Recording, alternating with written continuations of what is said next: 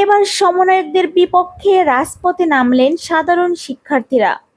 College কিংবা বিশ্ববিদ্যালয়ে জোর করে শিক্ষকদের পদত্যাগের সিদ্ধান্ত এবং নতুনদের কোনো প্রক্রিয়া বিশিষ্ট পদ দেওয়ার ক্ষেত্রে খেপেছে সাধারণ শিক্ষার্থীরা।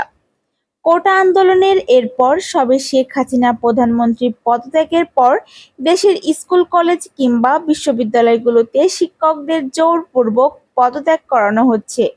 সমন্বয়কদের তথ্যর ভিত্তিতে অভিযুক্ত শিক্ষকদের পদত্যাগ করতে বাধ্য করছে ছাত্ররা।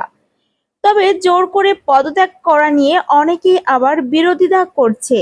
এক ভিডিওতে দেখা যায় এক তরুণী দাবি করছে, আমাদের কলেজে যে শিক্ষকদের পদত্যাগ করানো হচ্ছে এবং নতুন যাদের দায়িত্ব দেওয়া হয়েছে তা তিনি মানেন না। সেই সময় তরুণীর জবাবে এক কর্মকর্তা বলেন, সেই শিক্ষক তো অর্থ কেলেঙ্কারিতে যুক্ত ছিল, আমাদের কাউকে রাখা হবে না।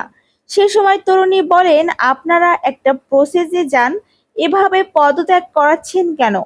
নতুন যারা দায়িত্ব পেয়েছে তারা তো অবৈধ। জবাবে সেই কর্মকর্তা বলেন, তাহলে তো পুরো বাংলাদেশটাই অবৈধ। ছাত্র সমন্বয়কদের অনুমতি নিয়েই সেই শিক্ষকদের পদত্যাগ করানো হয়েছে, আর তাতেই ক্ষেপে যান সেই শিক্ষার্থী।